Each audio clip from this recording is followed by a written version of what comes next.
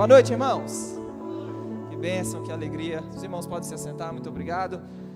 Prazer, que alegria estar com os irmãos. Tinha algum tempo já que eu não sabia o que era isso, ministrar. Estamos fazendo bastante pela internet, né, Marcelo Barros? E tinha um tempo realmente que não vim aqui ministrar, e nessa noite muito feliz e honrado de estar com os irmãos. Queria que os irmãos abrissem comigo sua Bíblia em 2 Coríntios, no capítulo 5. 2 Coríntios, capítulo 5. Quem conhece 2 Coríntios, capítulo 5, talvez esteja pensando que eu vou ler o verso 21. Mas não vou ler o verso 21. A Joyce está rindo porque imaginou, né, Joyce? 2 Coríntios, capítulo 5. Eu quero ler com você o verso 10. Capítulo 5 e o verso 10. Todos acharam? Paulo diz aos coríntios: porque importa que todos nós, diga comigo, todos nós. Que saudade que eu estava disso. Desculpa, foi só uma vez, tá bom? Todos nós, importa que todos nós compareçamos perante o tribunal de Cristo, para que cada um receba segundo o bem ou mal que tiver feito por meio do corpo. Eu quero que você vá a outra escritura comigo, agora no capítulo 20 de Apocalipse. Capítulo 20 de Apocalipse. Espero que você não ache aí nenhum documento perdido agora, no livro de Apocalipse. Se achar dinheiro, tá bom. Apocalipse, capítulo 20. E o verso 11. Podemos? O texto diz: vi um grande trono branco, e aquele que nele se assenta, de cuja presença fugiram a terra e o céu, e não se achou lugar para eles. Bom, irmãos, Paulo diz aos coríntios, escrevendo à igreja, aos crentes, que todos nós vamos comparecer diante do tribunal de Cristo. O Apocalipse é dito a João, e ele vê, quando está exilado em Patmos, recebendo a revelação, ele vê um grande trono branco, e aquele que nele se assenta, de cuja presença fugiram a terra e o céu, e não se achou lugar para eles. Eu me recordo, há algum tempo atrás, o pastor Anderson conversou comigo e falou comigo sobre a confusão que estava sendo feita em torno do tribunal de Cristo e do juízo do trono branco.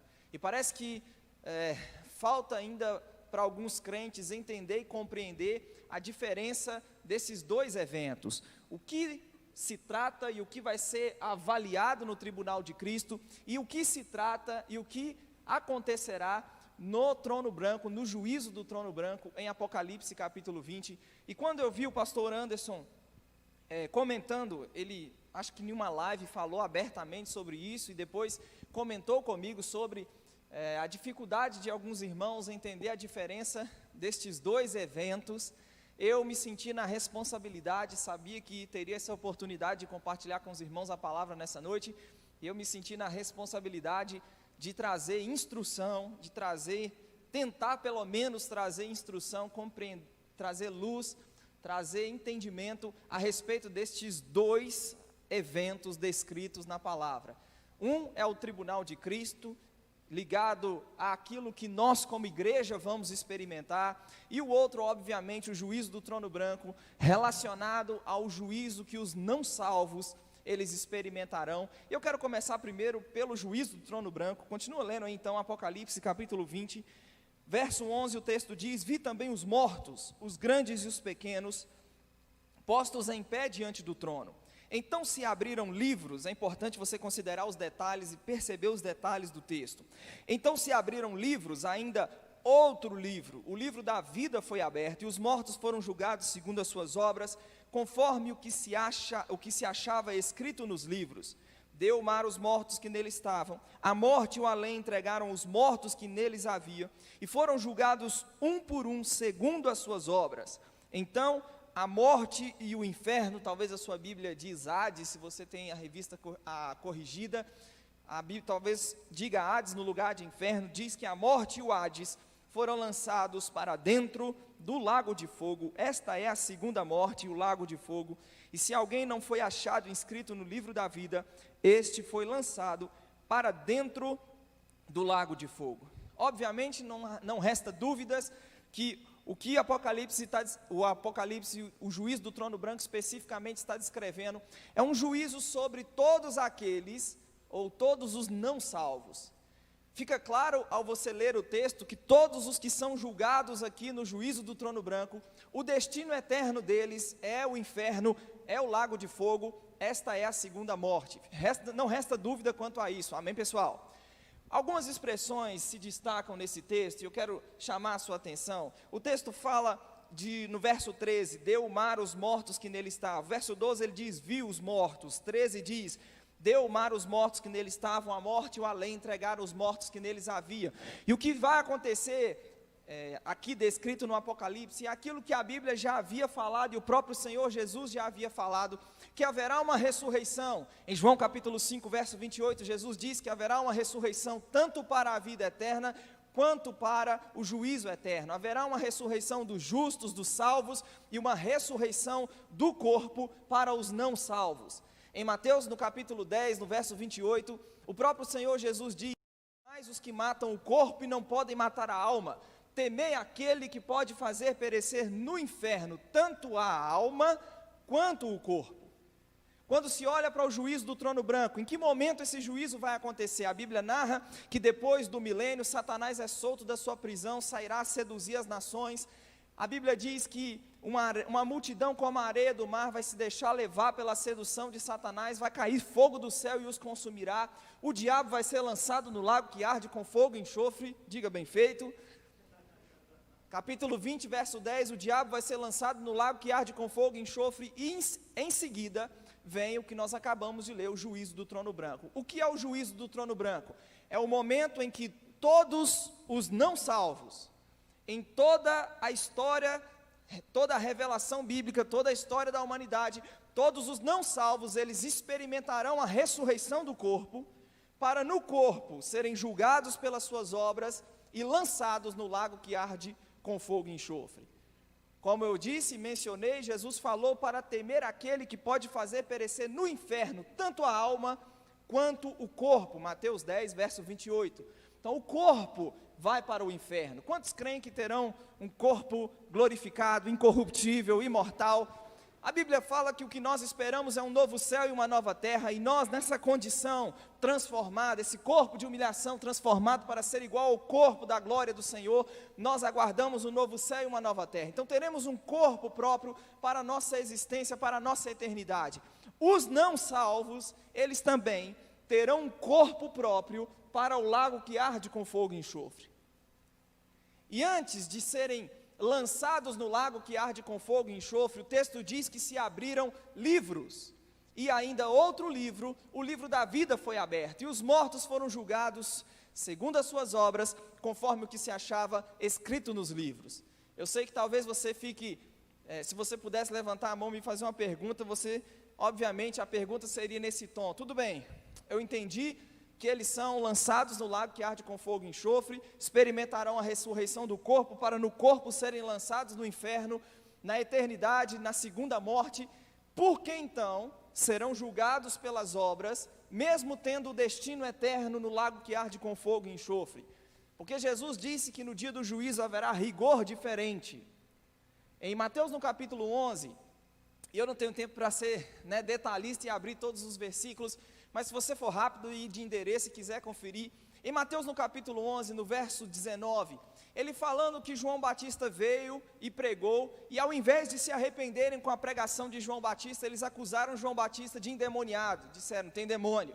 Aí veio o filho do homem, e aí ao invés de se arrependerem com a pregação de Jesus, eles acusaram Jesus de glutão, bebedor de vinho, amigo de publicanos e pecadores. No verso 20, o texto diz: passou então Jesus a denunciar as cidades nas quais operara numerosos milagres, pelo fato de não terem se arrependido. Então percebe o que o texto diz: numerosos milagres foram operados, mas não houve arrependimento. Como ele havia dito no versículo anterior, João Batista pregou, não houve arrependimento. O Filho do Homem pregou, não houve arrependimento. Sinais acompanharam a pregação. E aí o Mateus diz que passou então Jesus a denunciar essas cidades, porque numerosos milagres foram operados, mas não houve arrependimento, não houve resposta à mensagem. E aí Jesus continua dizendo: ai de ti Corazim, ai de ti Betsaida. Porque se em Tiro e em Sidom, se tivessem operado os milagres que em vós se fizera, há muito, elas teriam se arrependido com pano de saco e cinza. Jesus diz: contudo vos digo que no dia do juízo, haverá menos rigor para Tiro e Sidom do que para vós outras. Ou seja, o que Jesus está dizendo: o Corazim e Betsaida, vocês experimentarão de um rigor maior no dia do juízo, porque vocês viram inúmeros milagres e não se arrependeram. E aí, Mateus 11, 23, Jesus diz: você Cafarnaum, você vai se elevar ao céu, você vai descer até o inferno, porque se em Sodoma tivesse operado os milagres que em vós se fizera, há muito ela teria se arrependido com pano de saco e cinza. E aí ele diz a mesma coisa: no dia do juízo, haverá menos rigor para com a terra de Sodoma do que para contigo. Quando eu olho para o juízo do trono branco, quando eu olho para o Apocalipse, eu vejo os livros sendo abertos, e o livro da vida é aberto. E aí os mortos são julgados segundo as suas obras, conforme o que se acha escrito nos livros. Por que isso? Porque, como Jesus mesmo ensinou, haverá rigor diferente, que será usado para com cada um no dia do juízo. Tem alguém comigo me entendendo? Amém, irmãos? E deixa eu dar um exemplo que talvez seja um pouco mais fácil de ser entendido. Você concorda comigo que um homicídio e um homicídio e um furto são igualmente crimes passíveis de condenação? Tem alguém da área da justiça aqui? Jason está ali, sabe melhor do que eu. Concorda que tanto um homicídio quanto um furto são crimes passíveis de condenação? Ninguém tem dúvida. Agora, o rigor que a justiça trata um homicídio é o mesmo rigor que trata o furto? Da mesma forma, critérios diferentes ou rigor diferente serão usados no dia do juízo, no dia do juízo do trono branco. Então, qual é a cena, o que a Bíblia aponta? Todos os não salvos, eles experimentarão a ressurreição do corpo, serão julgados pelas suas obras, para no corpo serem lançados no lago que arde com fogo e enxofre. Quem entendeu? Duas coisas eu preciso considerar antes de continuar com você. Número 1, dá temor ou não dá ler um texto desse? Muito temor. E não só gera em nós temor, como também deveria gerar em nós um senso de urgência na pregação, na evangelização. Deveria nos mover a pregarmos Cristo para aqueles que não conhecem o Salvador. Nós deveríamos ler textos como esse e considerar também o fato e a verdade de que o inferno não foi feito para os seres humanos. Mateus 25, 41 diz que o inferno foi preparado para o diabo e os seus anjos. Bom, Tiago, estou confuso agora. Você está acabando de me mostrar um texto onde uma turma vai ser lançada no lago que arde com fogo e enxofre. Como assim você vem agora e diz que o inferno não foi feito para seres humanos? Não. De acordo com Jesus, o inferno foi preparado por Deus para o diabo e os seus anjos. Agora, por que os homens então vão para o inferno? Talvez João 3 ajude a desvendar esse mistério. A Bíblia diz em João 3, verso 16, todos conhecem, amém? Deus amou o mundo de tal maneira que deu seu Filho unigênito para que todo que nele crê não pereça, mas tenha a vida eterna. Deus enviou o seu Filho ao mundo, irmão, quem pode repetir comigo? Não para que julgasse o mundo. Deus enviou seu Filho ao mundo com qual propósito? Não para julgar o mundo, mas para que o mundo fosse salvo por meio dele. A Bíblia diz que quem nele crê não é julgado. Tem alguém aqui que crê em Jesus Cristo? Graças a Deus, se você crê em Jesus Cristo, o lago que arde com fogo e enxofre não é o meu e o seu destino eterno. Então Deus enviou seu Filho ao mundo não para que julgasse o mundo, mas para que o mundo fosse salvo por meio dele. Quem nele crê não é julgado. Agora, todavia, Jesus diz, quem não crê já está julgado, porquanto não crê no unigênito de Deus. E o verso 19 diz, e o julgamento é esse, porque a luz, ela veio ao mundo, porém os homens amaram mais as trevas do que a luz, porque as suas obras eram más. Os homens amaram mais as trevas do que a luz, porque as suas obras eram más. Então nós temos uma responsabilidade, como ministros da reconciliação, de acordo com 2 Coríntios capítulo 5, nós temos como embaixadores a tarefa dada pelo próprio Deus, para irmos e dizermos ao mundo que eles estão reconciliados com Deus. Amém, irmãos? Agora, nem todos receberão, nem todos aceitarão.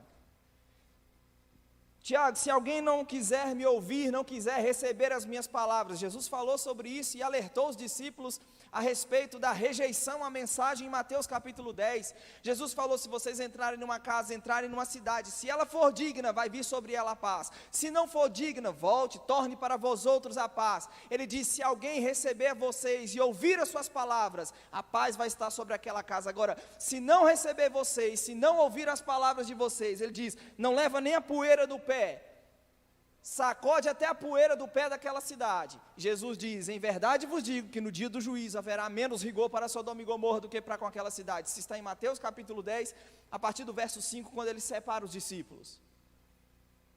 Então a Bíblia já orientou e já mostrou que haverá ocasiões em que a mensagem não vai ser recebida. A Bíblia diz em Atos no capítulo 18, no verso 6, que Paulo, Silas e Timóteo, descendo da Macedônia, eles pregaram a palavra e os judeus se oporam a Paulo, e a Bíblia diz que Paulo disse essas palavras aos judeus que se oporam a ele. Ele diz, o sangue de vocês sobre a cabeça de vocês, dele eu estou limpo, agora eu vou para os gentios. Qual é a minha e a sua responsabilidade? Ministro da reconciliação, pregar a mensagem de que Deus estava em Cristo, reconciliando consigo ao mundo, não imputando aos homens as suas transgressões, e nós temos hoje a responsabilidade, a tarefa, a mensagem da reconciliação. Aqueles que receberem, glória a Deus, quem crer e for salvo, amém? Quem crer e for batizado será salvo, não é isso que o Evangelho de Marcos diz? Aqueles que não crerem, eu entendo aquilo que Romanos capítulo 2, verso 4 diz. Romanos capítulo 2, verso 4, Paulo diz que é a bondade de Deus que nos conduz ao arrependimento. Mas ele fala de homens com coração impenitente, com coração endurecido, que se recusarão a se arrepender. E Paulo diz, a estes, eles estão, o comportamento e a atitude deles, eles estão acumulando ira contra eles mesmos para o dia da ira e da revelação do justo juízo de Deus, que vai retribuir a cada um segundo as suas obras. Então quando nós falamos, para não restar nenhuma sombra de dúvidas, quando nós falamos do juízo do trono branco, o juízo do trono branco é para a igreja? Diga não. O juízo do trono branco é para todo aquele que amou mais as trevas do que a luz, é para todo aquele que não aceitou, não recebeu, não se arrependeu, contra aquele coração, como eu disse e acabei de dizer, um obstinado que se recusou a se arrepender. O juízo do trono branco é para todo o não salvo. Mas o primeiro versículo que eu li com você trata também de um juízo que nós, como igreja, vamos experimentar. Paulo diz, e se você puder, volta comigo lá, em 2 Coríntios capítulo 5, verso 10, que todos nós vamos comparecer diante do tribunal de Cristo. Cada um vai receber segundo o bem ou o mal que tiver feito por corpo. Diga comigo, tribunal. Tribunal, os autores bíblicos, eles contavam a vida à sua volta, e eu acredito que já falei exaustivamente sobre o tribunal de Cristo, aqui mesmo nesse púlpito.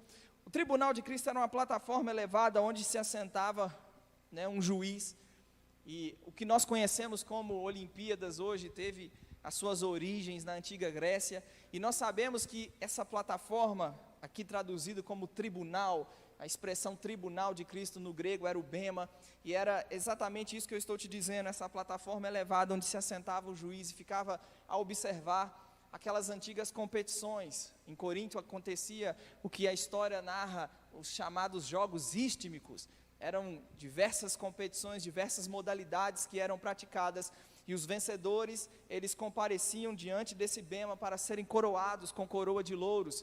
Paulo, como eu disse, os autores bíblicos contavam a vida ao seu redor. Paulo escreve aos Coríntios, em 1 Coríntios 9, 24, e diz, não sabeis vós que todos os que correm no estádio, Todos, na verdade, correm, mas um só leva o prêmio. Ele diz: correi de tal maneira que o alcanceis. Todo atleta, em tudo se domina. Ele diz: aqueles para alcançar uma coroa corruptível. Nós, porém, estamos correndo porque sabemos que o prêmio que nos aguarda é uma coroa incorruptível. E a Bíblia está recheada de escrituras que tratam a respeito de recompensas que nos será dada, entregue como resultado do nosso serviço e do nosso trabalho. O próprio Senhor Jesus disse em Apocalipse 22, verso 12: eu venho sem demora, e comigo está o galardão que tenho para retribuir a cada um segundo as suas obras. Eu te pergunto, se Jesus voltasse hoje, na mão dele teria galardão e recompensa para cada um de nós?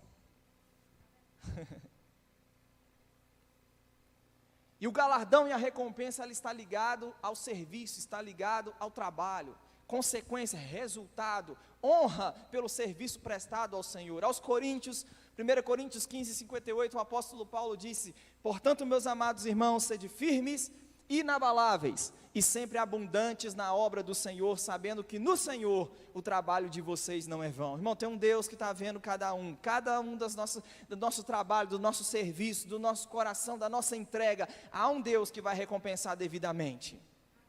Aos Colossenses, o apóstolo Paulo diz, 3:23, tudo o que fizerdes, seja palavra, seja ação, fazei-o de todo o coração, como para o Senhor e não para os homens, sabendo que do Senhor, nós receberemos a recompensa, porque é a Cristo, ao Senhor, a qual nós estamos servindo.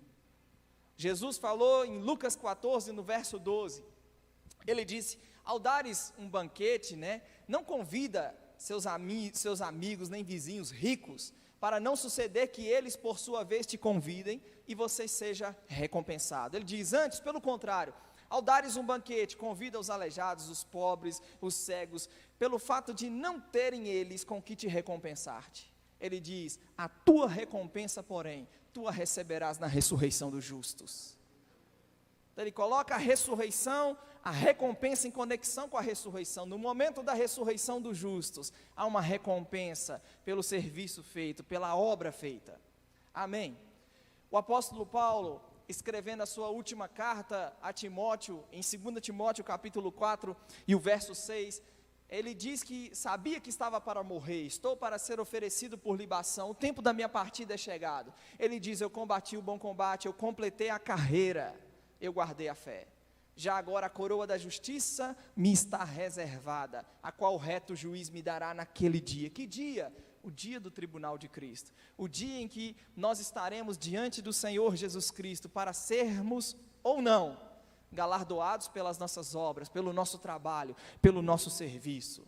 Irmãos, Deus sabe que o homem é movido por recompensa. Quantos trabalham com vendas e sabem o que é comissão? A comissão te motiva ou não motiva? Hein? Muito, não é verdade? Deus sabe que o homem é movido por recompensa. Ele diz: trabalhe, se envolva com a minha obra, porque tem recompensa. Ele mesmo garante: eu venho sem demora, e comigo está o galardão que tenho para retribuir a cada um segundo as suas obras.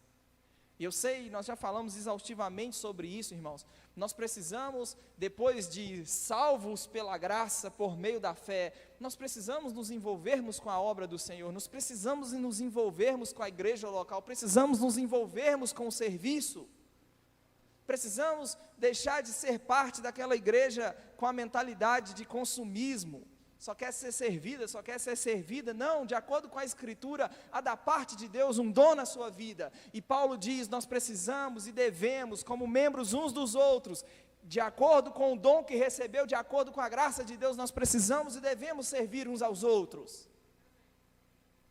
O que eu estou fazendo nessa noite? Eu estou servindo a você com o dom que Deus colocou na minha vida. A Bíblia diz que quem ensina, em Romanos 12 ele diz, quem ensina, esmere-se em fazê-lo. Agora, talvez o que Deus conta com você e chamou você, ungiu você, tem graça de Deus sobre você para fazer como cooperador, seja diferente daquilo que Ele me chamou para fazer. E mesmo se o chamado for parecido, a forma como você vai fluir é completamente diferente da minha. Por quê? Porque Pedro fala da graça de Deus em sua multiforme, em suas múltiplas cores. É isso que o texto grego diz. A graça de Deus em suas múltiplas cores. Cada um de nós somos uma cor da graça de Deus. A manifestação da graça de Deus de uma forma específica. E muitas vezes, muitos crentes, eles não se envolvem com a obra do Senhor, eles não se envolvem com o serviço, por quê? Porque eles não têm a consciência de recompensa. E nós precisamos ter isso bem firme, bem fundamentado diante de nós. Um dia vamos estar diante do tribunal de Cristo, para que cada um receba segundo o bem ou o mal que tiver feito por meio do corpo. Sabe o que vai fazer com que eu e você, nós nos mantenhamos firmes, constantes, inabaláveis? É convicção.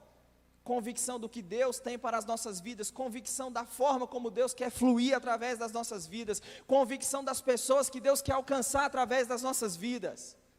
Eu olho para um apóstolo Paulo em Atos capítulo 20, e você tem ali um dos discursos mais bonitos da Bíblia.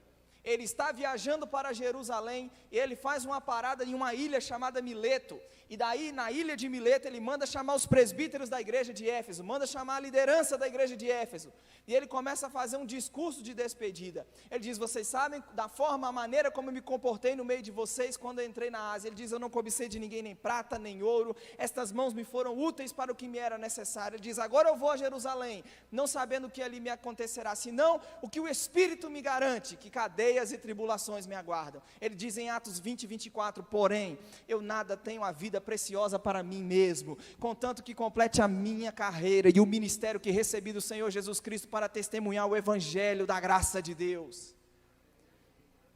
Que tem te movido, que tem te impulsionado durante esses dias? Irmão, se tem uma coisa que nós não fizemos durante essa quarentena, foi ficar parado.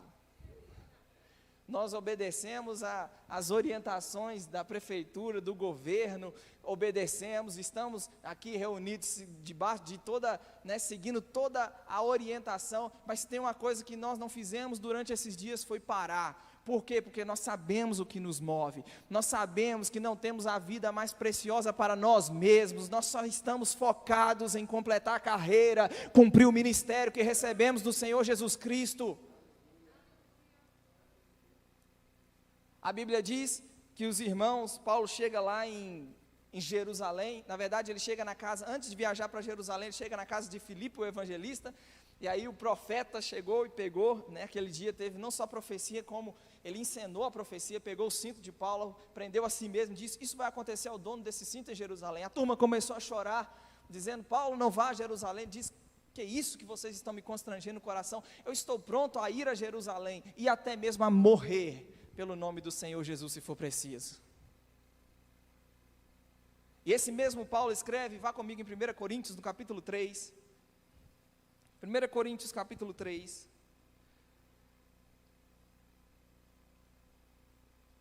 quero ler com você a partir do verso 5, 1 Coríntios capítulo 3,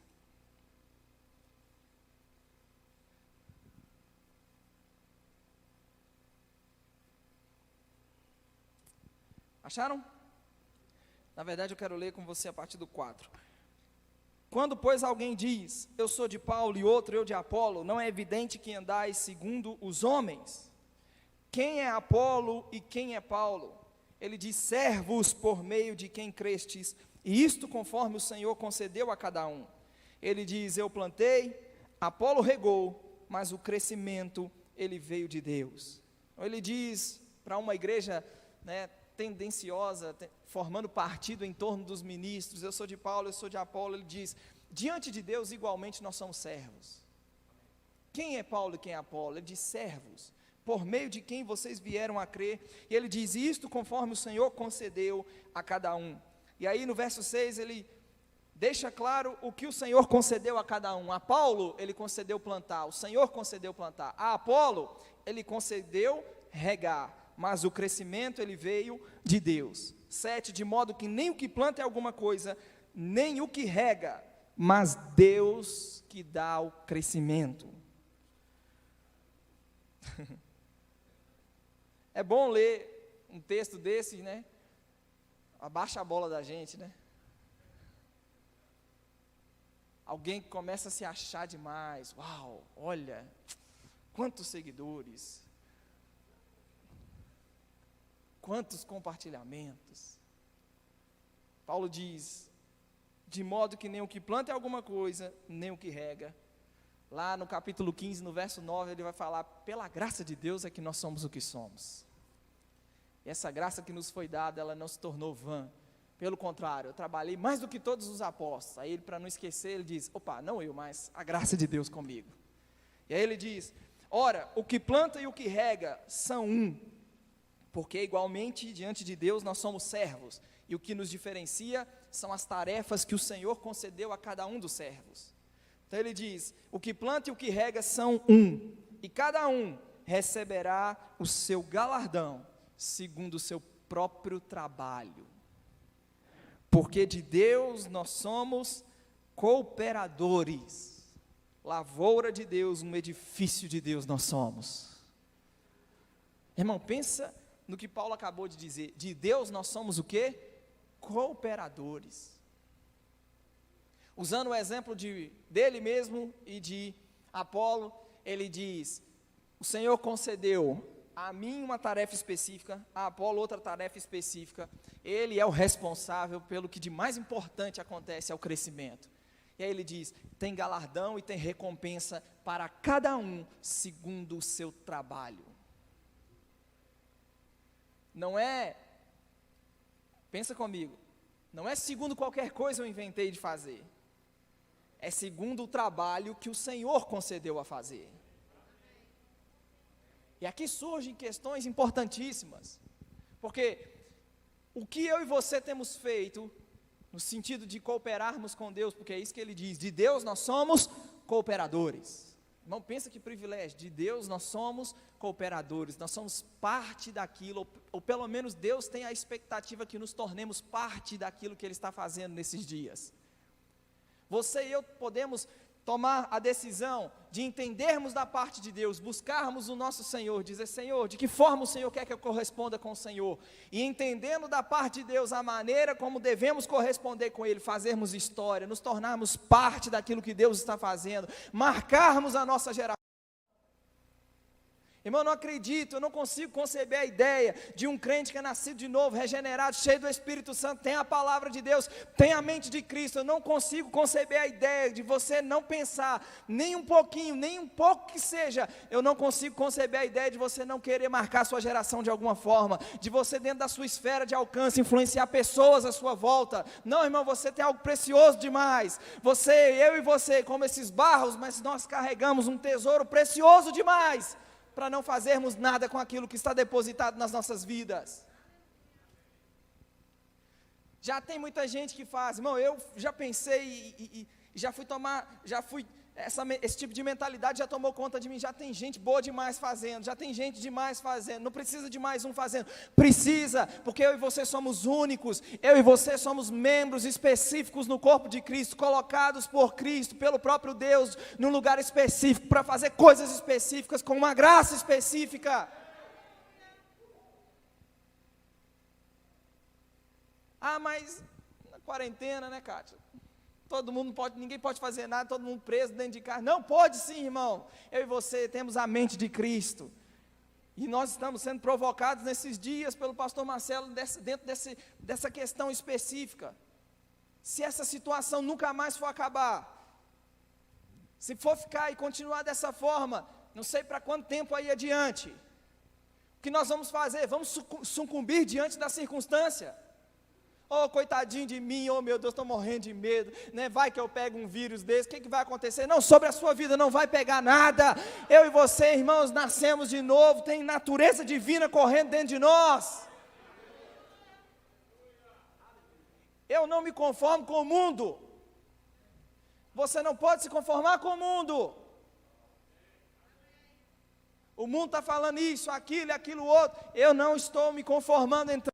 Forma desse sistema, desse mundo, há um rei, nós cantamos sobre isso, é Ele que é o soberano sobre as nossas vidas, nós andamos debaixo dos princípios do reino de Deus, nós somos governados pelos princípios reino de Deus, na nossa vida haverá manifestação dos princípios do reino de Deus.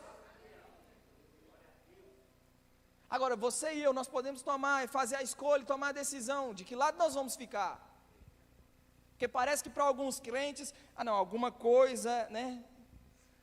Alguma coisa que eu pego do mundo, mas outra do reino de Deus eu gosto.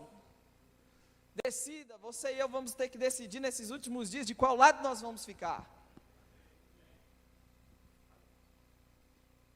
E por que é importante entender isso? Porque um dia diante de Cristo nós estaremos no tribunal de Cristo diante dele, para sermos ou não galardoados. Já parou para pensar? Talvez muitos, durante como esse, mesmo crentes, mesmo pelo menos ser crentes, amedrontados, apavorados, aí você toma uma decisão de não se conformar com o sistema. Não estou dizendo de ser irresponsável, não estou falando de uma fé irresponsável, tá bem? Tá bem, irmãos? Até mesmo para não vir a ferir a consciência do mais fraco. Não é disso que eu estou falando. Mas você decide não se conformar com esse mundo, não se conformar com essa pandemia, não se conformar com as notícias, não se conformar com os relatórios. E Deus te dá uma ideia. Colocar algo no seu coração que vai fazer com que você seja um instrumento dele para esse tempo. Irmãos, é para esse tempo que nós fomos levantados, para sermos sal, para sermos luz. É para um momento como esse que nós fomos levantados. Para que serve a igreja se ela não é uma resposta de cura em um momento de doença? Para que serve a igreja se ela não é uma resposta de alegria em meio à tristeza? Para que serve a igreja se ela não é luz num momento de trevas? Para um momento como esse que nós fomos levantados. E aí Paulo vai continuar dizendo, continua lendo o texto comigo. Ele diz, ora, lemos o 9, né? De Deus somos cooperadores, lavoura de Deus, um edifício de Deus nós somos. Segundo, verso 10, ele diz, segundo a graça de Deus que me foi dada, lancei o fundamento como prudente construtor, e outro edifica sobre ele.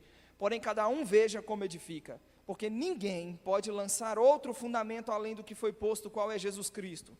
Contudo, se o que alguém edifica sobre o fundamento é ouro, prata, pedras preciosas, madeira, feno e palha, manifesta se tornará a obra de cada um. Ninguém escapa. Pois o dia, que dia é esse? O dia do tribunal de Cristo. Pois o dia demonstrará, porque está sendo revelada pelo fogo, e qual seja a obra de cada um, o próprio fogo aprovará. Se permanecer a obra de alguém que sobre o fundamento edificou, este receberá o quê? Galardão. Lembra que no verso 8 ele acabou de falar que o galardão é de acordo com o trabalho. Que trabalho? Que o Senhor concedeu a fazer. Então ele diz, se permanecer a obra de alguém que sobre o fundamento edificou, este receberá galardão. Se a obra de alguém se queimar, sofrerá ele dano. Agora presta muita atenção no que o texto diz. Sofrerá ele dano. Mas este mesmo será o quê? Salvo. Todavia, como que através do fogo. A primeira coisa que você precisa entender a respeito do tribunal de Cristo, não é para avaliar a nossa salvação. O tribunal de Cristo não servirá para determinar se seremos salvos ou se não seremos salvos. Qual é a diferença do tribunal de Cristo para o juiz do trono branco? O tribunal de Cristo é galardão, recompensa pelo trabalho feito ao Senhor. Não é a salvação que vai ser avaliada, é os salvos pela graça de Deus por meio da fé que comparecerão diante do tribunal de Cristo. O que o juiz do trono branco trará? Condenação. Só participa do trono branco aqueles que estão condenados ao lago que arde com fogo e enxofre. Ainda assim serão julgados pelas suas obras, porque, como eu disse, haverá rigor diferente. Jesus. Haverá rigor diferente que será usado no dia do juízo. Quem entendeu essa diferença básica, mínima? Eu e você vamos comparecer diante do tribunal de Cristo. Você fez de Jesus seu Senhor, nasceu de novo. Ele veio ao mundo não para que julgasse o mundo, mas para que o mundo fosse salvo por meio dele. Quem nele crê não vai ser julgado no trono branco. Então, nós salvos, porque cremos nele, vamos comparecer diante do tribunal de Cristo. Agora, diante do tribunal de Cristo, Vou reiterar mais uma vez para não deixar nenhuma sombra de dúvidas, pastor Marcelo. O texto diz: sofrerá dano, mas esse mesmo será salvo. Amém? O tribunal de Cristo não vai avaliar a salvação. Como Manassés Guerra disse no seu livro A Vida no Sentido de Cristo, o tribunal de Cristo não servirá para avaliar se somos ou não filhos, mas se fomos servos. Então, o tribunal de Cristo é o momento em que nossas obras, o nosso serviço vai ser galardoado e recompensado. Agora, ele quando fala do tribunal de Cristo, ou do dia em que as nossas obras serão provadas pelo fogo, ele usa 6 materiais: ouro, prata, pedras preciosas, madeira, feno e palha. Ele diz: a obra vai ser provada pelo fogo. Obviamente não precisa de revelação para entender que a madeira, o feno e a palha expostas ao fogo queimam. E o que Paulo quer, qual é o seu ensino por detrás dessa ilustração? É demonstrar que obras que se equivalem à madeira, a feno e a palha, que serão expostas ao fogo, serão obras que não serão dignas de serem recompensadas. Então, por mais que o tribunal de Cristo não servirá para avaliar se seremos ou não salvos, o tribunal de Cristo vai demonstrar o tipo ou a qualidade da nossa obra. Então, se a obra de alguém se queimar, ele sofrerá dano. Que dano é esse que ele sofrerá? Ele não será devidamente galardoado, não será devidamente recompensado, porque não fez algo, ou não fez obras dignas de serem recompensadas. É por isso que eu e você, é tão importante entendermos na nossa caminhada, o que eu e você fomos por Deus chamados, ungidos, vocacionados para fazer. É uma tremenda estupidez tentar se comparar ao no reino de Deus. Você acredita que no seu corpo, cada membro dele está cumprindo uma tarefa específica? Hein? Agora você fica olhando para o seu corpo e levantando uma competição entre os membros? Hein?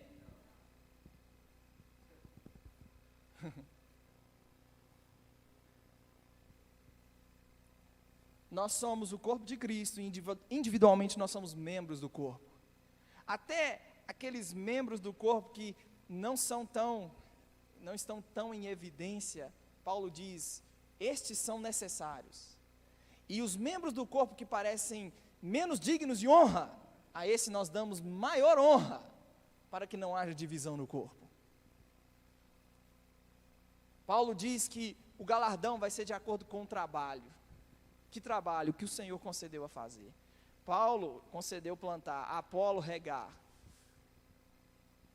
Maria, José, Estevão, Márcia, Kátia. Qual foi a tarefa? Qual foi o trabalho? O que Deus conta com você para fazer? Eu quero corrigir um pensamento tão equivocado que eu vejo muitas vezes os crentes, pensando e agindo e falando. Não, eu fui chamado, para o secular. Eu já fui chamado, é como se eu hoje no ministério estivesse fazendo algo santo e aquele que ocupa ou desempenha qualquer outra tarefa nesse mundo é secular. Irmão, se é a chamada de Deus, se é vontade de Deus, é tão santo quanto aquilo que eu estou fazendo. Você não vai ver o apóstolo Paulo fazendo uma separação no que diz respeito a corresponder com Deus, naquilo que Deus quer que você corresponda com Ele. Pelo contrário, eu citei Colossenses, ele diz, tudo o que fizerdes, seja palavra, ação, fazei de todo o coração para o Senhor, e não para os homens. Se você trabalha em determinado ramo, e você sabe que você tem sido, e Deus quer que você seja um instrumento lá, faça para o Senhor.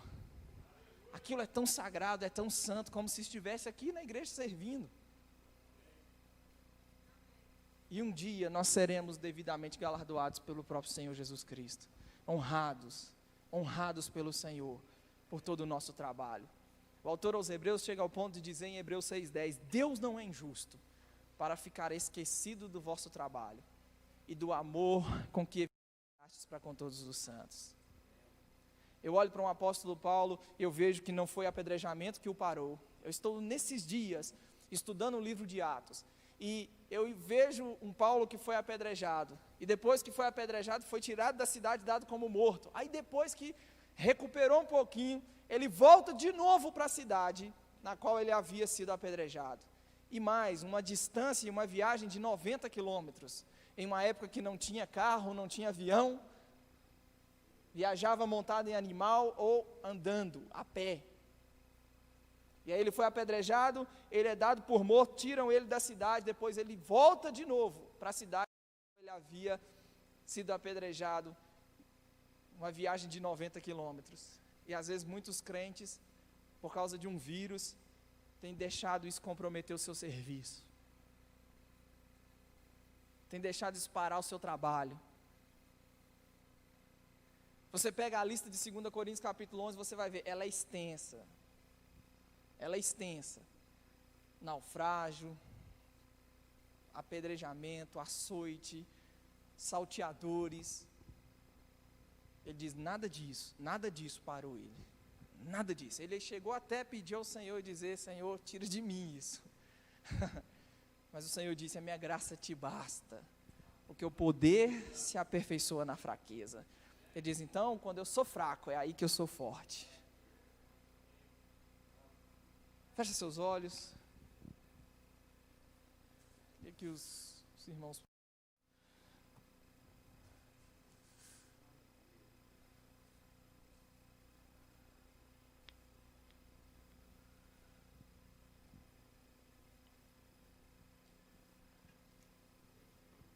Quero fazer 2 orações com você nessa noite, você aí com seus olhos fechados. Talvez você entrou aqui nessa noite e nunca fez de Jesus o seu Senhor. O que é isso? A Bíblia diz que Deus enviou seu Filho ao mundo não para julgar o mundo, mas para que o mundo fosse salvo por meio dele. A Bíblia diz que quem nele crê não é julgado. Crer nele, como assim crer nele? Crer que ele foi entregue pelas suas transgressões, pelos meus e pelos seus pecados, ele foi entregue, morto. A Escritura chega a ponto de dizer que o Senhor fez cair sobre ele a iniquidade de todos nós. O castigo que nos traz paz estava sobre ele. E a Bíblia diz que todo aquele que reconhece, arrepende dos seus pecados, crê em Cristo, crê nesse Jesus como o seu Salvador, a Bíblia diz que ele nasce de novo, e ele passa agora a ter a vida eterna. Então talvez você que está aqui nessa noite, nunca fez de Jesus seu Senhor, eu quero orar com você. Talvez você que nos acompanha pela internet, eu não sei, eu não faço ideia aonde esse culto, essa transmissão, o lugar aonde você nesse exato momento está nos acompanhando, mas aí no seu lugar você pode fazer de Jesus o seu Senhor. Você pode aí mesmo nos comentários compartilhar talvez um e-mail, para não ficar tão exposto, compartilhar o telefone, compartilhar um e-mail. A turma que está ali por detrás das câmeras acompanhando toda a nossa transmissão vai poder anotar, e depois nós entraremos em contato com você para ajudar você a entender um pouco melhor o que isso significa. Mas o que eu te garanto é que ao fazer de Jesus o seu Senhor, você vai ser tomado de paz, de alegria. O que a Escritura diz você vai experimentar aquilo que a Bíblia chama de nascer de novo. Os pecados, todos eles apagados, e agora uma nova vida se abrirá diante de você. Tem alguém aqui nessa noite que nunca fez de Jesus seu Senhor, queira fazer isso nessa noite? Levante sua mão, deixa eu ver você. Todos salvos?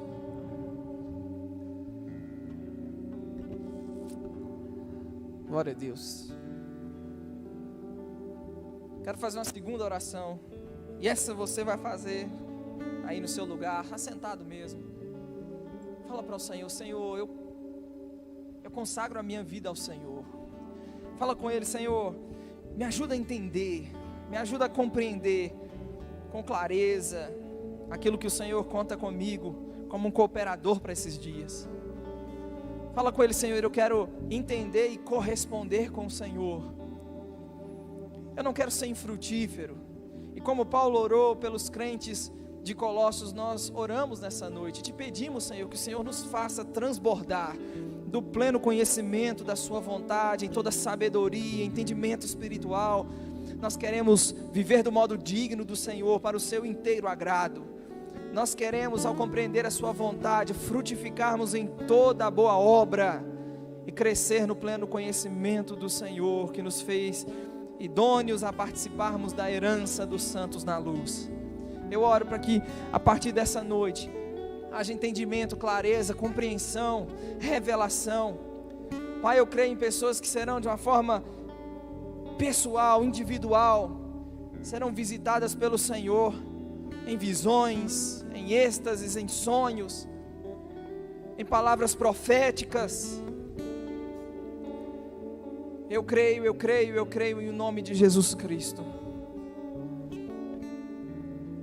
Pessoas que olharão para dentro de si mesmas, começarão a entender e a perceber. Paulo diz aos Filipenses 2,13, irmãos, que é Ele em quem efetua, Ele é quem efetua em nós, tanto o querer quanto o realizar. Perceba por dentro no seu coração, há algo que insiste em te acompanhar, é algo que não te deixa, é algo que arde dentro do seu coração. E exatamente em momentos como esse, expostos à palavra, nessa área específica, volta a arder e queimar dentro do seu coração coisas tão específicas. Talvez isso seja parte de um querer que Deus está trabalhando dentro de você. Talvez seja parte de um querer do próprio Deus, que Ele tem gerado e formado dentro de você. E Paulo diz, Ele efetua em nós tanto o querer quanto o realizar. E eu creio que essa semana, esses próximos dias, a começar de hoje, é um mover específico da parte de Deus, levando cada um de nós a entendermos a forma e a maneira como vamos corresponder com Ele nesses dias. Há algo que você, como filho de Deus, há algo que você, como membro do corpo de Cristo, você é uma cor da graça de Deus, e vai ser levantado por Deus no meio dessa geração, para fazer história, eu creio nisso em nome de Jesus. Quantos recebem essa palavra? Que elas, ao ser semeada no seu coração, seja como eu orei no início, uma terra fértil, que vai florescer a 30, a 60 e a 100 por um. Em nome de Jesus, sejam abençoados na prática da palavra.